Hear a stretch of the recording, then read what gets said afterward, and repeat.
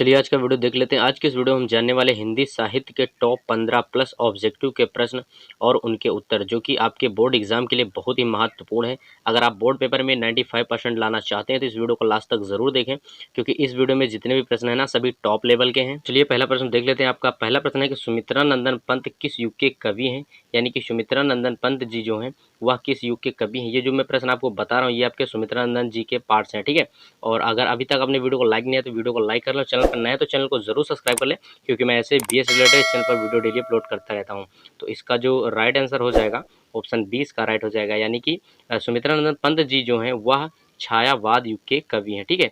छायावाद युग के कवि हैं। तो चलिए अगला प्रश्न देखते हैं। आपका अगला प्रश्न है कि पंत का जन्म कब हुआ? यानी कि सुमित्रा नंदन पंत जी का जन्म जो हुआ वह कब हुआ? तो इसका राइट आंसर होगा ऑप्शन ए, यानी कि 1900 ईस्वी में। प्रकृति के सुकुमार कवि सुमित्रा नंदन पंत जी का जन्म सन 1900 ईस्वी में अल्मोड़ा के निकट कौसानी ग्राम में होता है, ठीक है। अगला प्रश्न देखते हैं। आपका अगला प्रश्न है कि पंत की मृत्यु कब हुई? यानी कि सुमित्रा नंदन पंत जी की मृत्यु कब हुई थी? तो इसका राइट आंसर होगा ऑप्शन बी, यानी कि 1977 ईस्वी में सुमित्रा नंदन पंत जी की मृत्यु हो गई थी, ठीक है। चलिए अगला प्रश्न देखते हैं। आपका अगला प्रश्न है कि पंत जी की माँ का क्या नाम था?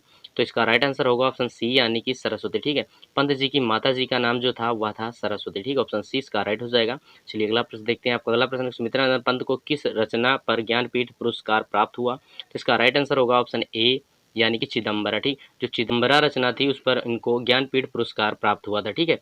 तो ये जो मैं प्रश्न बता रहा हूँ ये आपके बोर्ड एग्जाम में 101% आएंगे, तो इसलिए वीडियो को लास्ट तक जरूर देखना, ठीक है। तो चलिए अगला प्रश्न देखते हैं। आपका अगला प्रश्न है कि प्रकृति का सुकुमार कवि किसे कहा जाता है? तो अभी मैंने बताया कि प्रकृति का सुकुमार कवि सुमित्रा नंदन पंत जी को कहा जाता है। तो इसका राइट आंसर होगा ऑप्शन ए, यानी कि पंत, ठीक है। यानी प्रकृति का सुकुमार जो कहा जाता है वह सुमित्रा नंदन पंत जी को कहा जाता है, ठीक है। चलिए अगला प्रश्न देखते हैं। आपका अगला प्रश्न है कि युगवाणी की रचना पंत ने किस सन में की? तो इसका राइट आंसर होगा सन 1939 ईस्वी में, ठीक है। ऑप्शन डी इसका राइट हो जाएगा। चलिए अगला प्रश्न देखते हैं। आपका अगला प्रश्न होगा कि पंत की कौन सी रचना प्रगतिवादी नहीं है? यानी कि सुमित्रा नंदन पंत जी की जो रचना है वह प्रगतिवादी कौन सी नहीं है? तो इसका राइट आंसर होगा ऑप्शन सी, यानी कि ग्रंथ, ठीक है। ग्रंथ जो है वह इनकी प्रगतिवादी रचना नहीं है। चलिए अगला प्रश्न देखते हैं। आपका अगला प्रश्न है कि सत्यकाम का लेखक कौन है?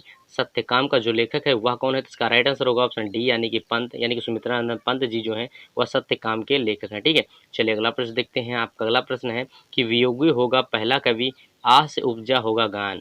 यानी कि वियोगी होगा पहला कवि, आह से उपजा होगा गान, उमड़ कर आंखों से चुपचाप बही होगी कविता अनजान। तो उपरोक्त पंक्तियों के लेखक का नाम बताइए। तो इसके जो लेखक हैं वह कौन है? ये जो पंक्तियां अभी दोहराई गई हैं इसके लेखक कौन है? तो इसका राइट आंसर होगा ऑप्शन डी, यानी कि पंत जी, ठीक है। सुमित्रा नंदन पंत जी, ठीक है। चलिए अगला प्रश्न देखते हैं। आपका अगला प्रश्न है कि निम्नलिखित में से कौन सी रचना पंत की नहीं है? तो इसका राइट आंसर होगा ऑप्शन डी, यानी कि एक घूंट। एक घूंट जो है वह सुमित्रानंद पंत की रचना नहीं है, ठीक है। चलिए अगला प्रश्न देखते हैं। अगला प्रश्न है कि सुमित्रानंद पंत के पिता का क्या नाम था?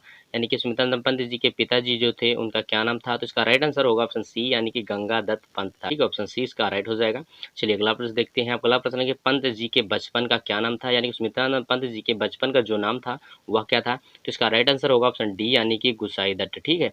ऑप्शन डी इसका राइट हो जाएगा। चलिए अगला प्रश्न देखते हैं कि पंत की रचनाएं किस दर्शन से प्रभावित नहीं है? तो इसका राइट आंसर होगा ऑप्शन बी, यानी कि अद्वैतवाद से, ठीक है। ऑप्शन बी इसका राइट हो जाएगा। चलिए अगला प्रश्न देखते हैं। आपका अगला प्रश्न है जो कि 15 नंबर का है कि पंत की कौन सी रचना महाकाव्य है? यानी कि सुमित्रानंद पंत की कौन सी रचना जो है वह महाकाव्य है? तो इसका राइट आंसर होगा ऑप्शन सी, यानी कि लोकायतन, ठीक है। लोकायतन जो है वह महाकाव्य है, ठीक है। चलिए अगला प्रश्न देखते हैं। आपका अगला प्रश्न है कि निम्नलिखित में से कौन सी रचनाएं पंत की नहीं है? तो इसका राइट आंसर होगा ऑप्शन डी, यानी कि आराधना अणिमा, ठीक है। आराधना अणिमा जो है वह सुमित्रानंद पंत जी की रचना नहीं है, ठीक। ऑप्शन डी इसका राइट हो जाएगा। तो गाइस उम्मीद करते हैं आपको इन प्रश्नों से थोड़ी सी भी नॉलेज मिली होगी। अगर मिली तो वीडियो को लाइक करें, चैनल पर नए तो चैनल को जरूर सब्सक्राइब करें और बेल आइकन को जरूर ऑन करें, क्योंकि मैं ऐसे बीएस रिलेटेड इस चैनल पर वीडियो डेली अपलोड करता रहता हूँ। मिलते हैं नेक्स्ट वीडियो में, तब तक के लिए बाय, टेक केयर।